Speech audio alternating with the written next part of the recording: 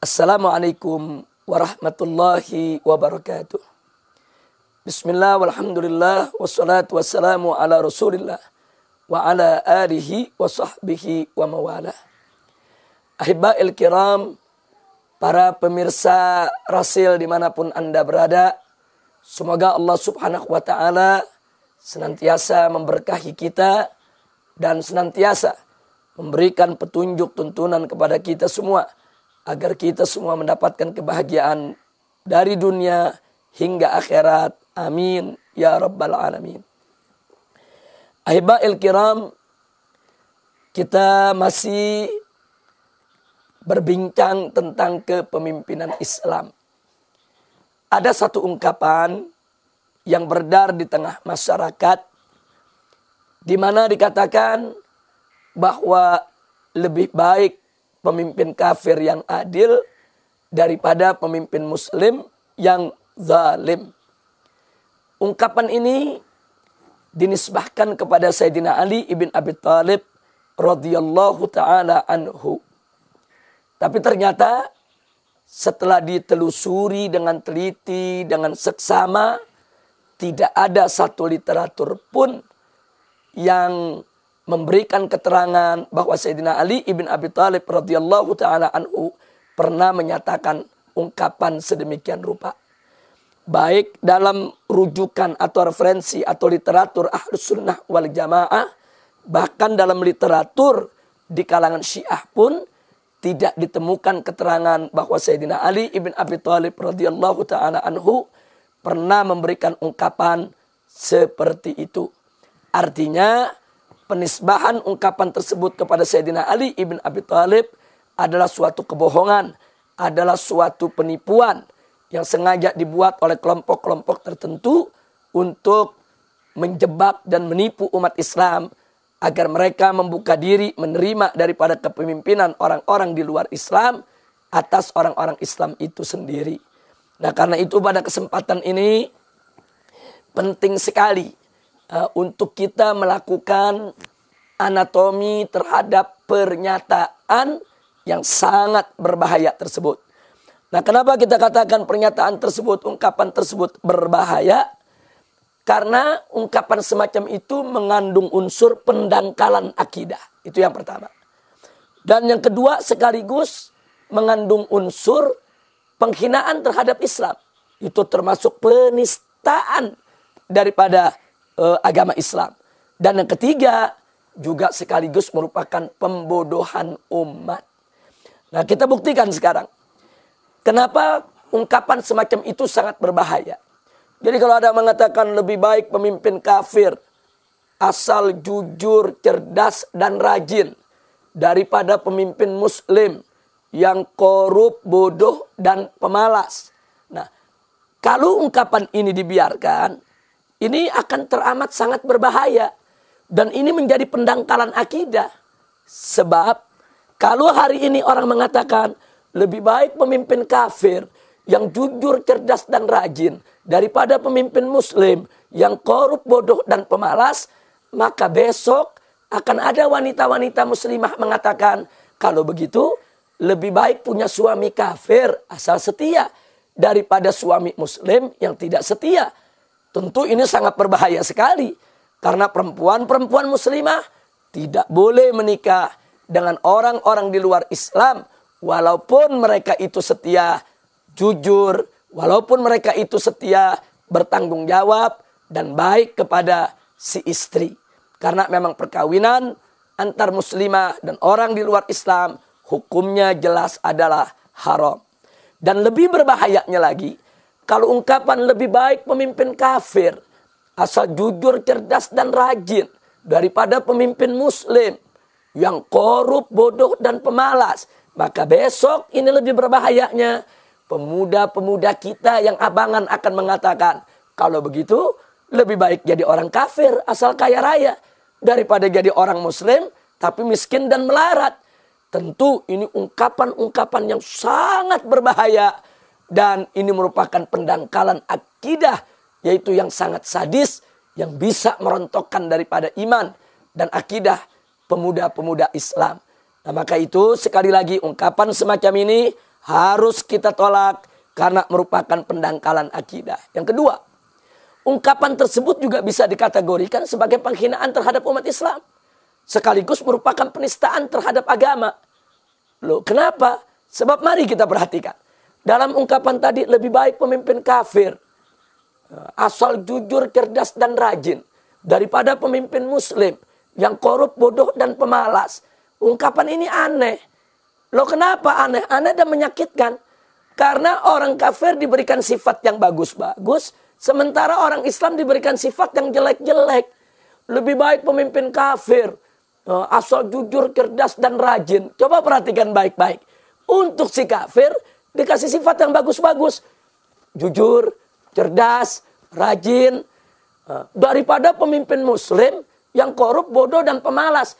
Giliran buat si muslim dikasih sifat yang jelek-jelek. Yaitu korup, bodoh, dan pemalas. Jahat sekali ungkapan semacam ini. Jadi ungkapan semacam ini bisa kita kategorikan sebagai penghinaan terhadap umat Islam. Karena ingin memberikan kesan seolah-olah pemimpin muslim itu bejat semua. Jelek semua.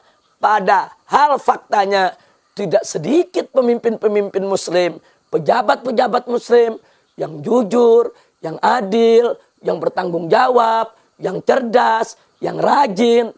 Dan tidak sedikit pemimpin kafir yang korup, yang jahat, yang zalim, yang bodoh, yang pemalas. Nah, jadi kenapa ada ungkapan ingin memberikan kesan di tengah masyarakat seolah-olah para pejabat muslim jelek-jelek, sementara pejabat kafir bagus-bagus. Ini tentu tidak fair dan ini pernyataan tidak jujur dan ini tidak boleh dilakukan, apalagi dijadikan sebagai ungkapan oleh kalangan orang-orang Islam kita. Nah, selain itu juga perlu kita ingatkan, ungkapan semacam ini tidak mungkin keluar dari orang yang cinta kepada Islam. Tidak mungkin. Ungkapan semacam ini pasti keluar oleh orang yang dengki kepada Islam, benci kepada Islam, iri kepada Islam, tidak suka kepada Islam. Ungkapan yang jahat terhadap Islam. Sebab kalau dia tidak jahat, tidak iri, tidak dengki, tidak hasut kepada Islam, kenapa dia tidak balik? Katakanlah, lebih baik pemimpin muslim yang jujur, cerdas, dan rajin daripada pemimpin kafir yang korup, bodoh, dan pemalas. Udah kafir, korup lagi. Kenapa dia tidak buat? Yaitu ungkapan semacam itu. Kok justru ungkapannya dibalik? Nah, maka itu saya katakan tadi, ungkapan semacam ini tidak mungkin keluar. Kecuali dari orang yang benci kepada Islam, iri dan dengki kepada Islam. Dia ingin menjelekkan umat Islam. Kita tidak mungkiri bahwa pejabat muslim yang korup ada. Pejabat muslim yang tidak baik ada. Yang bodoh, yang pemalas ada. Tapi itu jangan dijadikan alasan untuk menggeneralisir seolah-olah pejabat muslim semua jelek. Siapa bilang pejabat muslim di dunia ini, bahkan di Indonesia saja pejabat muslim yang baik banyak, yang cerdas banyak, yang berdedikasi banyak, yang berintegritas moral banyak. Nah, jadi tolong ini jangan ditutup-tutupi dan jangan sampai dikelabui, kemudian masyarakat ditipu dengan ingin memberikan kesan seolah-olah pejabat muslim semuanya bejat, sementara pejabat kafir semuanya baik. Hati-hati, jangan coba-coba menistakan agama Islam. Nah, yang ketiga, ungkapan tersebut merupakan pembodohan umat. Loh, kenapa pembodohan umat? Karena ungkapan tadi itu menyajikan suatu perbandingan yang tidak sehat. Sebab dalam ilmu perbandingan itu ada metodologi komparasi. Bahasa Arabnya disebut manhajul muqaranah. Nah, salah satu syaratnya di dalam membuat suatu perbandingan itu kalau dalam istilahnya orang barat harus apple to apple. Nah, contoh ada Duren Medan, ada Duren Serang. Nah, kita membuat perbandingan, umpamanya kita katakan Duren Medan lebih manis daripada Duren Serang. Nah, itu perbandingan yang sehat. Kenapa sehat? Karena seimbang Duren dengan Duren. Atau kita umpamakan ada asinan Bogor, ada asinan Jakarta. Terus misalnya ada orang mengatakan asinan Jakarta lebih segar daripada asinan Bogor umpamanya. Nah, itu perbandingan yang sehat karena seimbang asinan dengan asinan. Atau misalnya lagi ada orang membandingkan antara dodol Garut dengan dodol Bandung. Nah, dia mengatakan dodol Garut lebih legit daripada dodol Bandung umpama. Nah ini juga perbandingan yang sehat. Kenapa? Karena seimbang. Dodol dibandingkan dengan dodol. Maaf, umpamanya kita ingin membandingkan sesuatu yang jelek.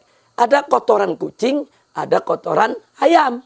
Nah kemudian ada yang mengatakan kotoran kucing itu lebih bau daripada kotoran ayam. Ini perbandingan yang sehat. Karena seimbang. Kotoran dibandingkan dengan kotoran. Jadi artinya kalau ingin membuat satu perbandingan yang sehat, yang seimbang. Nah coba kita bayangkan. Andai kata ada seorang pemuda mengatakan, setelah saya melakukan penelitian, ternyata durian Medan itu lebih manis daripada kotoran kucing. Wah ini kan ngawur. Ini perbandingan tidak sehat. Ini perbandingan tidak seimbang. Lah kok durian dibandingkan dengan kotoran. Ini bahkan bukan hanya tidak sehat dan tidak seimbang. Bukan hanya sekedar perbandingan yang ngawur. Ini yang melakukan perbandingannya tidak waras. Nah, begitu juga kalau di dalam membandingkan soal pejabat. Nah, jadi jangan pejabat yang korup dibandingkan dengan pejabat yang jujur. Nah, kita kalau mau bandingkan yang jujur lawan jujur, yang korup lawan korup. Nah, umpamanya begini, kita tanya kepada umat Islam, mana lebih baik? Pejabat kafir yang jujur, cerdas dan rajin, atau pejabat muslim yang jujur, cerdas dan rajin? Oh, sama jujurnya loh, sama cerdasnya, sama rajinnya. Pasti umat Islam akan menjawab, oh tentu pejabat muslim lebih baik. Nah, jadi kalau mau bikin perbandingan, yang jujur dengan yang jujur, yang cerdas dengan yang cerdas, yang baik dengan yang baik. Nah, begitu juga kalau ingin bikin perbandingan yang jelek, ya dengan yang jelek. Umpamanya ada orang Islam jadi maling, akan jelek tuh. Orang kafir juga jadi maling, jelek juga. Tapi tanya kepada umat Islam, mana yang lebih jelek?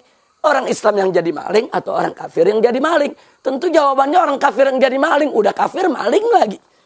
Nah, jadi artinya kalau kita bikin perbandingan yang sehat. Maling dengan maling, korup dengan korup, bodoh dengan bodoh. Nah, yang jujur dengan yang jujur. Jangan dibalik. Pejabat kafir yang jujur dibandingin sama pejabat muslim yang korup. Itu sama juga membandingkan duren sama kotoran kucing. Nah, jadi sekali lagi kita katakan itu pembodohan umat.